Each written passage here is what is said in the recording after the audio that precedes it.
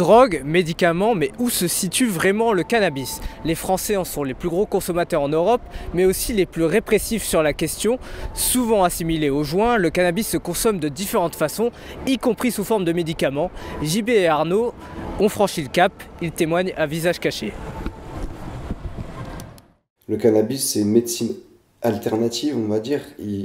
Ça rejoint un combat qui est le combat de laisser un peu le choix aux gens de faire ce qu'ils veulent là-dessus. Je pense qu'à l'heure actuelle, le gros besoin qu'on a en France, c'est l'éducation sur le cannabis auprès du grand public. Faire voir que ailleurs, il y en a qui le font, qui l'utilisent de bonne façon. Dès lors qu'on va parler de cannabis, ça coince. Moi, je le vois dans ma famille où il y a pas mal de problèmes de maladies articulatoires en l'occurrence. Eh bien, j'ai beau essayer d'en parler, on m'écoute plus ou moins, mais aucune personne de ma famille, sauf mon père, n'a testé pour le moment. Ce qui n'est à mon avis pas normal, c'est plutôt dans l'autre sens, c'est-à-dire qu'il serait bon que les responsables politiques fassent en sorte que ce soit remboursé au moins en partie, au même titre que d'autres traitements. Traitement controversé, le cannabis peut soulager certains symptômes sans jamais soigner la maladie.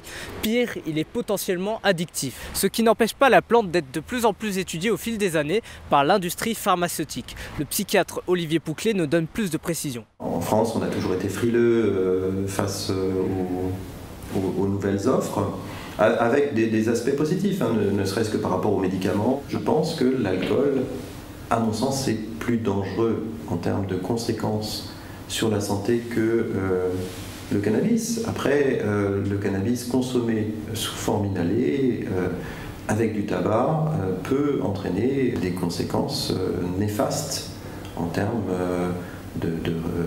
d'insuffisance respiratoire, en termes d'emphysème et en termes bien évidemment de cancer.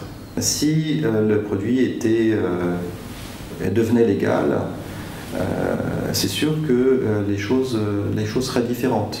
Une légalisation du cannabis impliquerait-elle une augmentation de la consommation? Risque-t-on de déplacer le curseur et de démocratiser les autres drogues? C'est ce qui inquiète les médecins. En tout cas, le débat reste ouvert.